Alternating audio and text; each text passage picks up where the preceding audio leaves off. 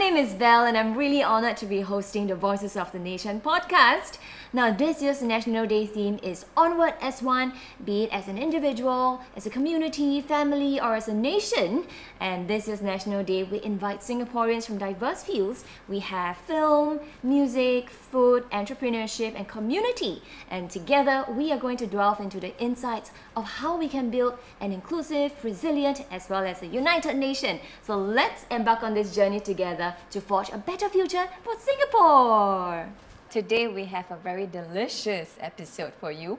Now join us as we talk about the history of diverse cuisines and food trends in Singapore. Singapore loves food, okay? And explore how food can serve as a tool for fostering an inclusive and respectable environment for all. Now, with a wealth of culinary expertise as a food consultant for the Crazy Rich Asians, and today it gives me the greatest pleasure to welcome our very, very special guest. Now, with a wealth of culinary expertise as a food consultant in the Crazy Rich Asians, and he is also the executive chef at the Asparagus 421. Today, let's welcome Chef John! Hello, Chef! Hello. Nice to meet you. Welcome. Nice to meet you. Take a seat. Thank you. Thank you so much for joining us this afternoon and allowing us to learn more about your exciting journey as a chef.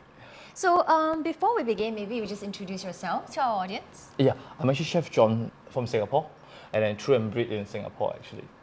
And how long have you been a chef? This is actually my 28 years, coming to 30 years. 30 years, close to 30 years in the industry. Wow, that's really, really very long. 28 years, is it? 30, you start at 20, you'll be some close to 30 now. 30, Yeah. It's my age. Wow, you started in 1992? Yes, around that, 1995 or so. Yeah. Okay. Slightly, I was 3 years old already. Okay, Chef, so since we already introduced yourself, can we actually understand why did you start out as a chef? Was chef actually your first ambition when you were young? No, actually my first ambition is to become a doctor actually. But to me, it's like, what I like is that doctor have that white cool coats, So to me, it's like I still wear the white coats in the kitchen, but only thing is that it's not long. It didn't go to the kneecap, but nevertheless, chefing comes very natural to me. My family's 3 generations of men, my grandfather, my dad, and me, we are all working in the kitchen as chef and cooks. Wow. Yeah. Have you ever worked in the kitchen together at home, to cook something up? Literally now, at the moment of time, mom still call the shot. Oh, so wow. to me, it's like the home kitchen is never yours. So the mom is always the chef in the house. The main chef. Yeah. Wow, that's really, really cool.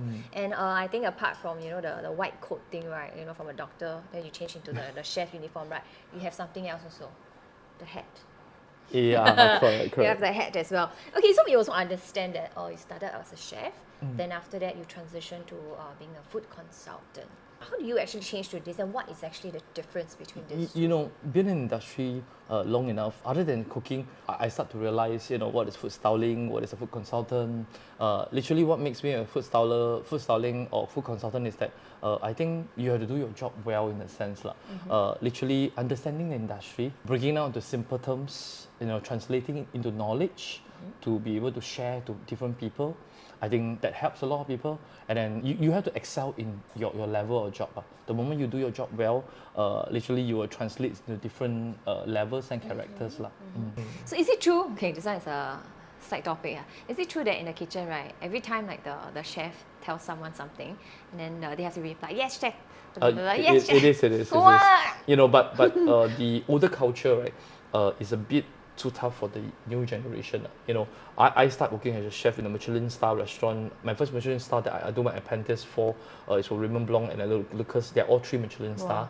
Literally, I was very fortunate to be with them for the 1 year, and then literally we come from a very tough and hard culture. To me, during the early part, F word is used, like every 2 sentences there's an F word.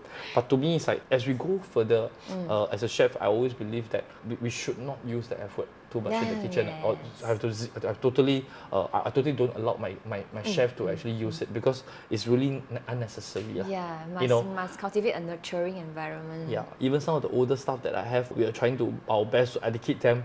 Seriously, that is very unnecessary. The younger generation also start to accept it and learn from it, that if we put a stop to it, the next generation do not have to go through it, they also won't practice it. I think this is a very important part of it. I'm actually very curious. What is your favorite dish, local dish as a chef? Okay. I would say one of the dishes that is actually very dear to me is actually Hokkien prawn mee. The fried Hokkien mee. Yes, correct. Yeah. One of the reasons is I love because my dad works as a hawker selling Hokkien prawn mee. Oh, where was he selling it? Somewhere at Marsiling area. And then no doubt about it, that is one dish actually very dear to me. That's a dish that I remember of him. And then it's a dish whereby from very young age, really 5-6 years old, I get to actually help out in the store. And then to me, it's like Eat it daily. frequently also, Yeah, right? you eat it so frequently, you can't run away from it. Yeah, Hokkien mee itself, what it comprises of is actually yellow wheat noodles cooked in a rich broth of prawns and pork broth. With condiments like sotong and big fresh prawns. As garnished, Oh my God, I'm slices of pork, and then nevertheless, as you fried finish, the wonderful flavors, the umami of the wok hei smells behind it. Oh my Yeah, God, and then hungry also already. with a pinch of sambal jelly and also a squeeze of lime. That is how Hokkien mee is to me actually. Wow, I'm very hungry already. And also, I actually heard that there is another special ingredient that in the past they used to add on. Yes, actually a lot of the secret ingredients or the style is that a lot of people doesn't know. My dad, I saw my dad did it. So the prawn stock is actually cooked using a charcoal stove. So the charcoal flavor actually goes into the stock base, and then you actually really cook it for at least 24 hours. And then also secret ingredients like the caramel sugar, lo han guo, and also Lo the han tipo. guo? Yeah, these are some of the things that is not mentioned in a lot of the cookbooks lah. But to Wow. me, it's like everybody have their different style behind it to make the stock richer. Oh yeah, wow! I didn't know like lo han guo, all these things can be added. Yeah, correct. Wow, look at all this history of cuisines and food behind it. It's not just our typical Hokkien mee. Last time still got what? Lap chong, is it? Yeah, lap chong is my one of them, God. but now you don't see it much kind of thing. Yeah, we're losing out, people. Add it back in. Okay, now talking about like food, right? Earlier on, we mentioned that there is like Chinese, Malay, Indian, as well as Eurasian food. What do you think are the kind of impact that these cultures had on Singapore cuisines? I think one of the biggest learning lessons about this impacts on the culture is that Singapore is a multiracial country. Onwards at one, forwards at one, we are together as one. One of the biggest things I think the people in Singapore have that is actually very unique is that we come together as one. We come together as one. And Like a one of the rojak? biggest, yeah, we call it rojak, but rojak seems to be a little bit messy. And I don't like the word rojak. Okay, but what I like to is we are together as one. Like for example, we Chinese understand how the Indians, or we understand or we exchange or respect each other culture, whereby they use hand to eat. Using a hand to right. eat is never a big thing for us local Chinese. If they do that, it doesn't affect us. Yeah, it doesn't. Because we respect and we understand their culture. It's the same thing, we use chopsticks to eat most of the time. They also learn our culture. Yeah, that's true. So I would That's say, true. It's a together as one kind Yeah, of thingy. yeah. I think Always learning from each other. one of the things is also hawker center to me is actually one of the good example. Singapore is onward as one. Doesn't matter you are rich or poor. Doesn't matter you are Chinese, Malay or Indian or Eurasians or foreigner. We come together to the hawker center. We order, we eat, we clear our plates. Yeah. That is our culture. And I actually agree. Actually, if we put like food on the table, you see people just coming together to eat.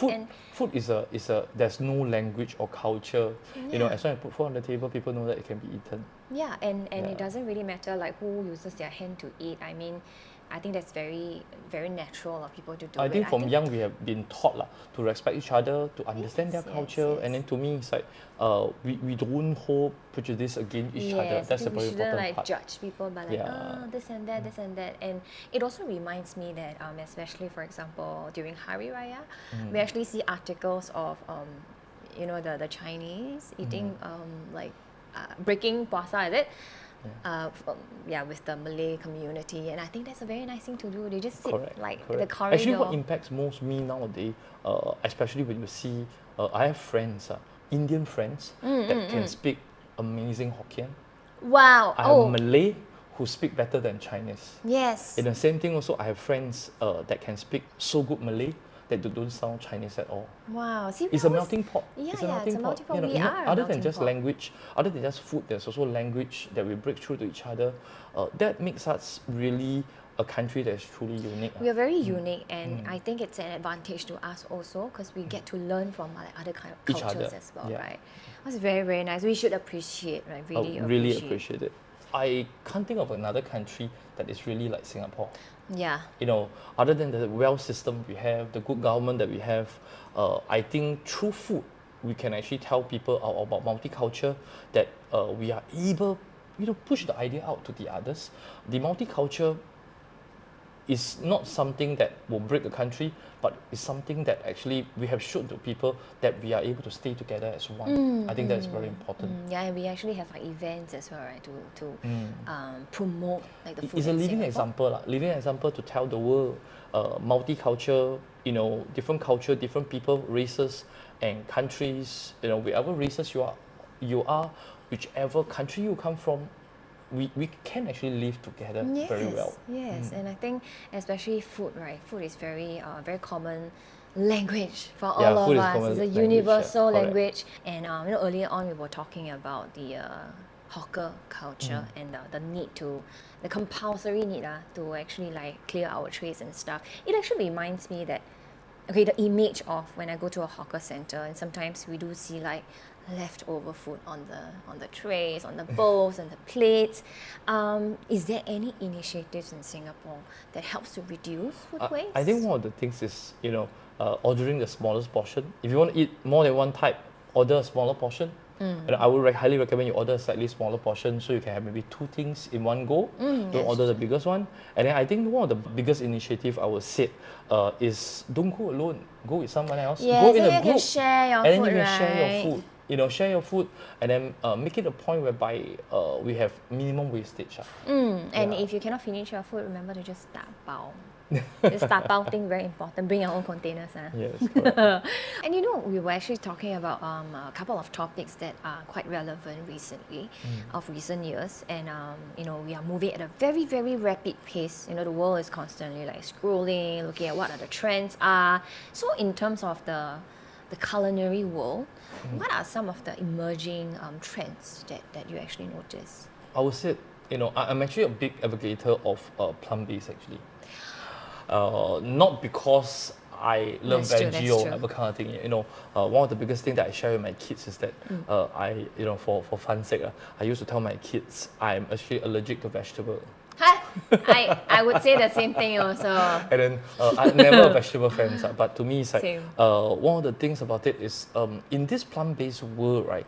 A lot of people doesn't realize, you know, the price of chicken, beef, duck, It's fish actually rising. is rising, and then it's rising truly mainly because it's getting scarce, it's getting lesser and lesser. Yes. So you know, these items are getting expensive because they get lesser High and lesser. demand and high low demand and things like that. supply. So to me, it's like as the price goes up, right, another substitute have to comes in where common people can actually afford to buy. And then now plant-based might be expensive due to marketing yeah. costs and things like that. I was gonna go to Yeah, because what I did realize is I did read a report. You know, plant-based is only less than 3% of the world production. So as these prices of meat, chicken, and beef going up so much, it will come one day, which is actually not very far away. In the next 3 to 5 years, you will start to see one of the biggest things that will change is that somebody had to fill the gap for common food chain. So I think plant-based itself will be the up and coming for the food trend. I have tasted plant-based coming as near as 90-95%. alike to the. Yeah. Oh wow. Okay, I remember trying an Impossible Burger before. I agree with that, and I also do notice that in the past, if I'm not wrong, the first plant-based food item was burger, but then gradually maybe in the past Then you year, try another actually- brand yeah, called Future Chef. I tried it the last time. Oh my god, I've served it in my restaurants and things like that. Then I realized that the people actually doesn't realize that it's actually plant-based. Oh yeah. It is that It's close. amazing. It is that close.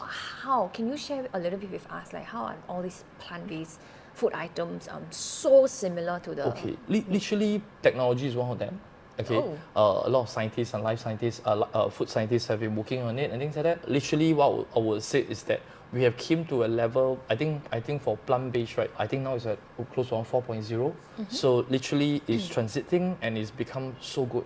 Okay, and then I highly encourage people to go and learn more about it and start cooking with it. Is this something that we can actually do ourselves at home? You can't really do the raw map itself. What I did my study on is things like tiger nuts, things like oats, things like chickpeas are actually the main ingredients in some of these plant-based.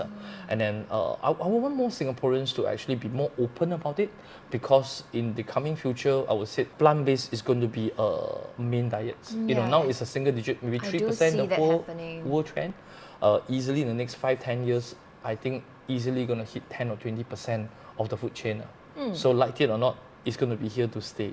Definitely, I do see that happening. In the past, I really can see Impossible Burger only. But then Yeah. gradually, I see a lot of menus, right? There's a lot of plant-based options. Yeah, and then as to well. me, it's like if you're going to be tasting almost as good as real meat, Then why not, right? and the price is It's okay, low, affordable. then it's something that not because we like it, but I think the whole food chain need this item to be in the list. If And- not, you're going to be very tough to survive. That's true. I also find that we are very, very lucky to live in this era where, plant-based options don't taste bad. It's not just vegetable tasting food options. Because for people like us who don't like vegetables, phew, luckily there's plant-based options that taste good also. Yeah, it's really amazing. Some of the plant-based can be tasting very good. Okay, so this is a question apart from what we actually have for you as well. I'm actually quite curious. What have you achieved before as a career and as a chef? What are some of the main highlights in your career that we can understand more? Okay. Throughout these years, one of the biggest things that I have learned in my journey is that I'm actually very fortunate that most of the other chefs, one of the biggest perks I believe will be traveling. Oh, So yeah. I have traveled to different places to work. The more present one is literally I also work as a food director or food consultant or a food stylist for different movies and things like that. My last production was for Crazy Rich Asian, so that allows me to actually work with the Hollywood crew. I'm truly very honored, actually very thrilled to be part of the production. This is actually the first time I'm actually working with crew from Hollywood actually. So Warren Brothers, Color Runs, the production and things like that. Literally, it opened my eyes where you get to see, A-list stars. You get to actually work with the real professional and the number one in the whole world. The Yeah, as in like the top tier of production. and then be it the crew that is top tier, be it the budget that's Top tier also. unlimited. Literally, it was a tough process because these guys are really the top guys in the market, and then the demands they want, the positions and the preparation is precise really as 100%. You have to commit 100% into it. Yeah. So when they first invited you over, what are the kind of preparation that you need to Literally, set the yourself first up thing. for? So first thing is that they will give you a script. You have to understand the script, and then the director, John M. Chu, he's someone that I really admire a lot. So I read about him, and then to me, he really lived up to his name. Every lines he's so specific. Every structures, actors, expressions, even how they eat happily. Oh, he take into big wow. considerations. Wow, onto it. even how they Yes. he really put a lot of heart into all of Yes. the shots that he take, huh? So did you all have to actually design the food or plan what kind of food comes into different scenes? literally, the book did have very brief mentions. My job inside is actually to help them to consult, to tell them how the Nyonya food actually should look like, and then some of the food is a little bit on imaginative side, might be a little bit over the top. Oh, like But what? one of the things that in the grandma's house, in this beautiful house, how he prepared all the Nyonya food with the team of cooks, as much as 50 of them in the kitchen. Wow. Doing all the different kueh, the Nyonya curry. Yes. You look at the bowls and the antique bowls they use is Yes, so I know. big It's and like wonderful. 小娘惹, it's just Yeah, selling and then for to me, 小 it's 娘惹. also a lot of these times, for us in the food team, one of my team manager, Pelita, together working, he take care of Malaysia side, I take care of Singapore side. So Singapore side, one of the few scenes that really was truly unforgettable for me was actually the Newton Circle scene. Yeah. So in the Newton Circle, since I remember we employed 300 to 350 calefare just to shoot that scene. We start at somewhere around 6 o'clock, and then we shoot until the early morning around 4 o'clock. Wow, that's very long. And then we actually paid the store something like $3,000 USD per store. And then we pay the calefare 300 over them, around another $350. Insights. So to me, it's like you just imagine their kind of budget that is so different from the rest. Do you all have to like keep the food fresh because it prolongs through the day? No, the one is an easy thing. The things about it is that you have to continuously produce it. Like for example, in one of the interviews I actually share with Michelin guides, just crab itself, I spend around close to $8,000 to $10,000 just buying crab to cook chili crab. Wow. Because that's one of the few dishes that was short kind of thingy.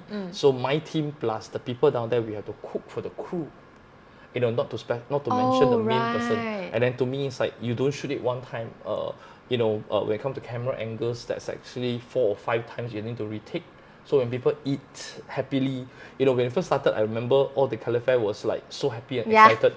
You are not just paid good money, you are paid to eat good food. Okay, I know, but to me, just imagine you have to do that from 8 o'clock all the way to 3 o'clock. So by 9 or 10, they are so full. Already. But it's a happy thing that they are not doing. easy, they have their own challenge and things That's like true, that. that's true. So when it comes to like ordering of the food, like all those ingredients, was it extensive? Extensive. I have a crew of at least 20 to 30 at one time. So to me, it's like they all have their own different jobs. Literally everything had to come at the right exact timing when the director needs it. And then you also need manpower to actually serve and work when we have like dinner time. In normal production in Singapore, you have less than 50 people. But in Hollywood, literally lunchtime means at least maybe 8 to 1,000 people having dinner. So like just D&D. their dinner is really big. Like Camera D&D. crew, the more people that's involved is really truly scary. Can I ask a question? It just kind of reminds me. During this kind of like production, right, where you have to like serve a lot of people, how is the kitchen like? Is it like Gordon Ramsay? No. A lot of the production you have to get used to it that you have to do makeshift kitchen. That's you have right. to makeshift kitchen, and then not Does just it get that, like you intense? also you get very intense, and then you also have to make sure that all the food preparation is actually following the NA guidelines and things like that. Yes. So nobody falls sick or ill because they need to eat it. But the one thing about it is that on my side, in production we do see a lot of food wastage. So me and my team, we also keep to the mind that whereby if the food is there, if it's edible, we rather serve it to the crew. Feed the people. Definitely. And then not to waste it. Not to kind of waste thingy. it. Do you also share about the challenges you face when you were doing the Crazy Rich Asians? What are some very crazy challenge? Okay, like for example, one of the big demands that they have is that during the wedding scene, right? There's a small part of it. In the book, it was written, the guests are served a mountain of caviar. A mountain, okay? Do you all serve them the black pearls? No. What I have to do is that I have to think of a way to actually recreate this caviar because we are talking about $6,000 for 500 grams. Oh my god! Yes, it's So, very expensive. in the scene is movie magic. So I do food styling. I can't tell you the trade secret, but I'm able to create caviars. Mountains and mountains of caviar. Yes, that look like caviars but are not real. Wow. Yeah, because the real one, just that big bowl or big mountain of caviar easily is $20,000-$30,000 already, or even more. That one I think Conti a bit difficult. But you don't eat it. But imagine when we did this, we did this scene, right? This mountain of caviar was actually the wedding scene. You look back, it's the wedding scene. So the wedding scene we actually shoot it at Garden by the Bay, and then it's 5 continuous nights. And then that was an uphill task because we only can. A lot of people doesn't know when we shoot the wedding scene, right? It has to be shoot only after 11:30. Right, because there are Reason like crowd because tourists. there's actually tourist crowd in there, so they only can clear the crowd after 11:30. And then we had to finish shooting before 5:30. The reason is because by the time the sky will turn bright.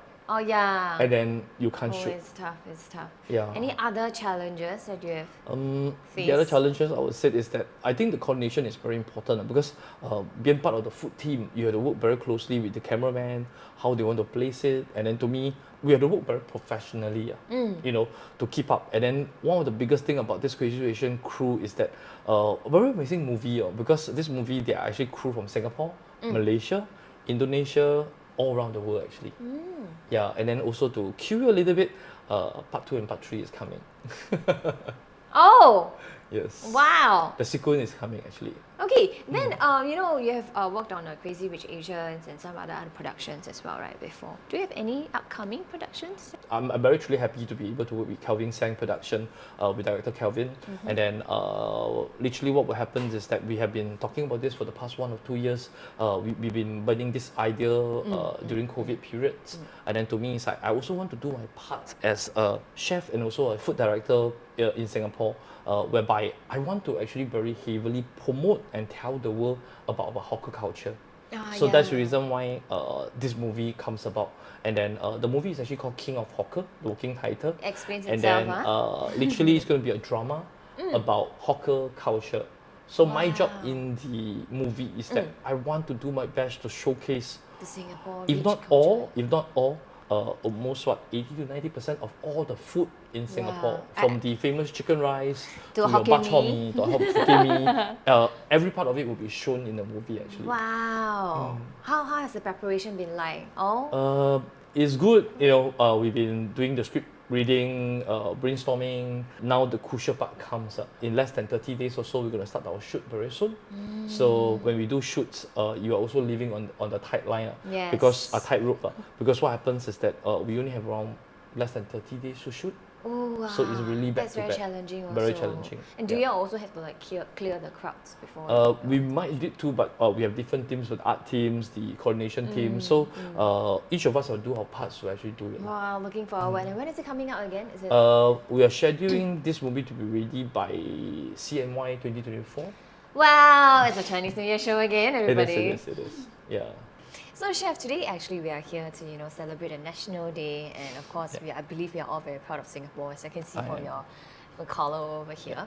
So, to celebrate the National Day 2023, actually, this year's theme for the National Day is actually Onward as One. Now, sometimes I find this a bit challenging for people to answer, but how do you think we can Singapore can leverage the power of food to continue onward as one? I'll say very simply, I'm a chef. So one of the things that I really believe in is actually food. Oh, You know, yes. food Common like the language, hawker right? food, hawker food and things like that. You put a plate of bak chor mee, a plate of char kway teow, a roast chicken on the table. Everybody knows it. Doesn't matter what race and culture you come from. Everybody know that it can be eaten, and then we enjoyed it. Yeah. So using food as a common media or language, it breaks all barriers. And gather people together. You gather everyone together, and then to me, it's like I highly encourage people from all races, even from different countries. You know, use the hawker center. Don't come as one person. Come as 2 packs, 4 packs, 8 packs, 10 packs. Order different dishes. Share it. Share it. Joe, your friends and eat together. Yeah, and eat together. And eat then all the to me, different you know, and then to me, it's food. like from that eating together, you learn about the respect we give to each other. We learn That's true. about the culture of different each other. We can share taste the ideas. different Yeah, we share ideas. We brainstorm. And then to me, it's like this is actually one of the most simplest joy of all. You know, end of the day, we live to eat. We eat to live, lah. So literally, Hashtag. is really very simple. Just eat together in the hawker center. eat together, and things will just spark by itself, I guess. Yeah, food has no barrier, no language. Yeah. That's nice. So, Chef John, you seems to be a great advocate of this hawker culture, right? Yeah. So you also actually went on this journey of filming the hawker stories with our team. So, could you share a little bit more with us about all these hawkers that you actually met? Oh, actually, the process of shooting this hawker series, it was a very enlightening process. We met this omelette chef. He's 60 over years old. His purpose is actually to keep the hawker culture alive. The passion that he showed truly is something that we young people like us can learn from. And then we also saw the fourth generation that took over a bowling store, and then and also plus the guys from the Rose Paradise. I think 3 or 4 young guys keeping the hawker culture alive and really kicking. And then the passion that they give to the hawker culture, the hard work that they put in is really something that I wish that it can keep going, because the culture cannot die off lah. You know, it's never easy thing working in the hawker. You know, the heat, yes. and also There are a lot of young people who will not choose to work in a hawker center. it's not glam lah. and the weather lah. It's not glam. But to me, it's like, I think this hawker culture, our government have actually did very well to actually preserve it. You know, with the NEA side and also with the government, hawker center not just is a place for food. It's a place whereby it's well managed. It is something whereby the government is trying their best to actually keep price at the lowest. Whereby correct. you have, you affordable for have us. affordable, you have actually fresh and tasty food throughout the day. One of the things I want to bring it to your attention is that I'm actually very fortunate as a chef. I get to travel a lot. You know, if you've been to places like Australia, for example, New Zealand, you've been to places in Europe. You know, I've stayed in the States because of Hollywood production and things like that. Actually, after 5 o'clock, 6 o'clock, there's rarely any place that you can actually order a nice cheap meal. You know, we as Singaporeans, we do not appreciate it enough.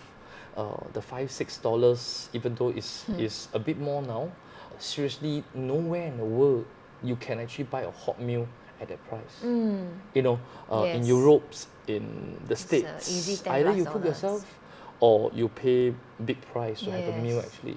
So to me, it's like, there's no way like homes in Singapore whereby, you know, even until late hours, even until the midnight things that you can still do a mamak store or what we call a plata shop to actually have a good meal. Even Lau you know? Pasar also like closes quite late during the weekends. So to me, it's like we're actually very truly blessed. Hawker culture is just so amazing. Yeah, and I think hawker culture, right, is really like our thing, and I hope that people won't forget the fact that actually eating at the hawker center, right, is not about I eat at my own table, you eat at your own table. In the past, we always share tables. Whenever there's seat, right, just go for it. And who knows, you actually know people from there.